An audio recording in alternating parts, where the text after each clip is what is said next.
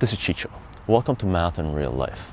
In this section, what we're going to do is talk about food, farming, agriculture, basically how to grow food. Okay. The reason we're going to do this is because to be able to be a farmer, to be able to grow your own food, you need a certain amount of mathematics. Okay.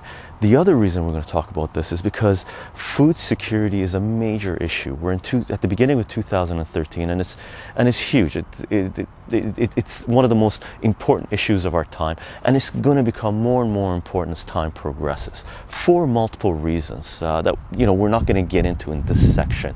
But the most obvious one, of course, being that the population of this planet is increasing, and everybody needs to be fed, right? Now, for me, as far as I'm concerned, how to grow food, the principles of farming should be a mandatory program in every curriculum on this planet, starting basically in elementary school, going all the way through high school. Now, as far as I know, there is no such program being implemented in Canada or in the United States, and I'm not sure about any other countries. If there is, please let me know. I'd be really interested in taking a look at it, okay? So what we're going to do is learn some of the basics, some of the logistics of what it means to be a farmer and what it means to grow food. Now, I'm not a farmer, not by a long shot. I do have a green thumb that I acquired about 10 years ago, but I haven't even come close to growing enough food to be able to feed myself a single meal, let alone sustain my life. However, I do have two friends that are farmers, and they've agreed to walk us through what it means to be a farmer, to show us some of the logistics of growing food, some of the things you have to think about when you're going about growing your own food. Okay. Now, to give you a little history, I met up with Marv and Vanessa a couple of years ago through a mutual friend at a potluck, and my friend knew that I was looking for music to edit with my the language of mathematics videos, and Marv also produces music and makes animation and creates his own videos, and I listened to some of his music and I loved it, so I ended up cutting his music into my math videos. And through that whole process, I got to know them a little bit, and I found out what it is that they were doing, which is basically flying out. We live in Vancouver, British Columbia, Canada, on the west coast of Canada, and for the last 3 years, what they've done is fly out from the west coast of Canada all the way to the east coast of Canada, to New Brunswick, to work some of the land that Vanessa's family has. And what they've done there is basically started a CSA, community supported agriculture, community sponsored agriculture.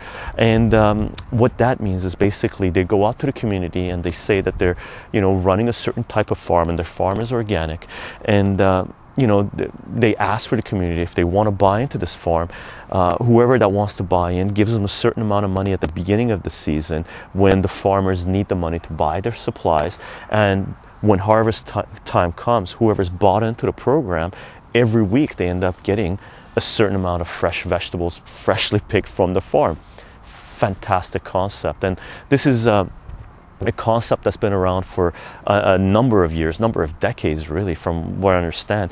But during the last few years, because of the issues being raised regarding food security, CSAs have been growing exponentially, and a lot of people are trying to get into these kinds of programs. And some places in Canada and the United States, there are waiting lists to buy into farms like this. Okay, and sort of to give you an idea of what it is that Marv and Vanessa do, like I mentioned, Marv, makes his own music, edits his own video, and does some animation and stuff like this. And he ended up putting a little short video together, putting the last 2-3 years together, and they're both coming into this project with a tremendous amount of experience in farming. So what they've done, they went in there with a business plan, and Marv sort of documented, video logged their process of what they've done for the last 2 years and coming on to the 3rd year, and he's made a little short video of this. So what we're going to do is have a look at this video. This should give you a pretty good idea of who Marv and Vanessa are and what it is that they're doing.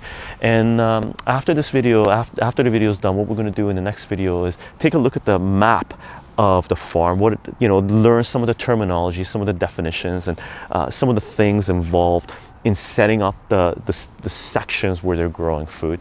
And after that, we'll come back and have a little conversation with Marv and Vanessa and have them explain, run us through what it is that they're doing and how they're going about it. Okay, hope you enjoyed the video, and this is basically what Marv and Vanessa are doing. If you're interested, this section of Math in Real Life is going to be us picking the brain of Marv and Vanessa and learning some of the things that they've learned. Basically trying to apprentice as much as we can on a video level, not hands-on, of what it means to be a farmer and what it means to be able to grow food. Okay, I'll see you guys in the next video. Hope you enjoyed the little short.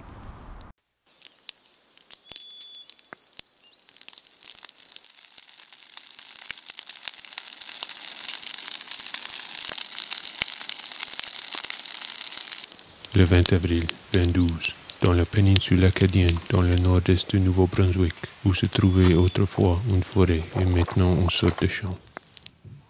Une pile de fenêtres et des chutes de bois sont transformées en une serre.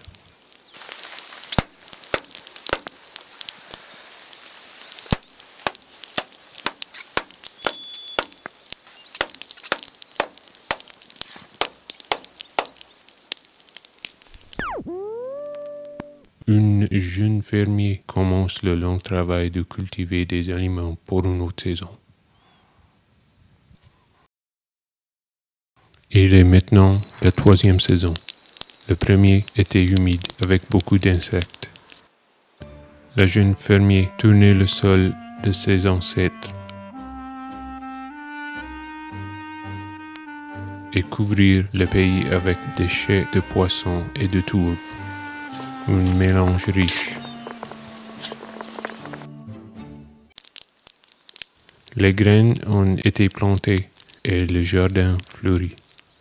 Légumes grandis en bonne santé, sans pesticides toxiques. La nature a donné généreusement.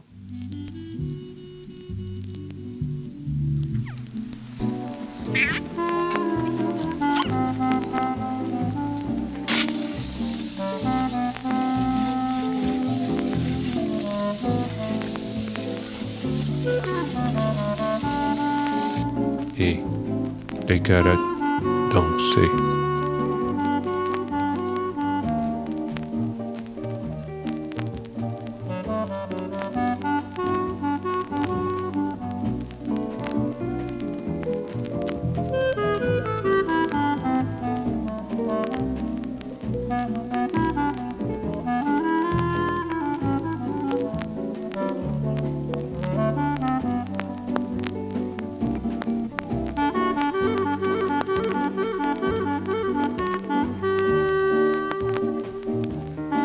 Dans la 2e saison, elle a décidé de trouver de l'aide, un jeune homme convenu.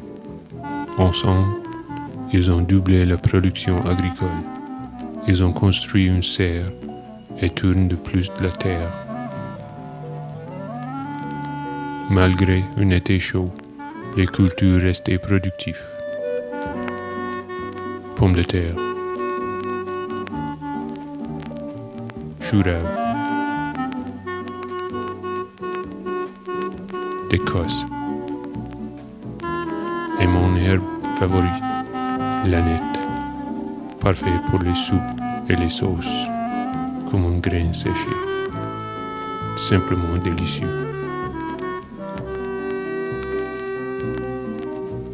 Avec 2 étés de plus en plus derrière eux et le soutien de la communauté locale, le jeune fermier réussirait sûrement, ou du moins survivre.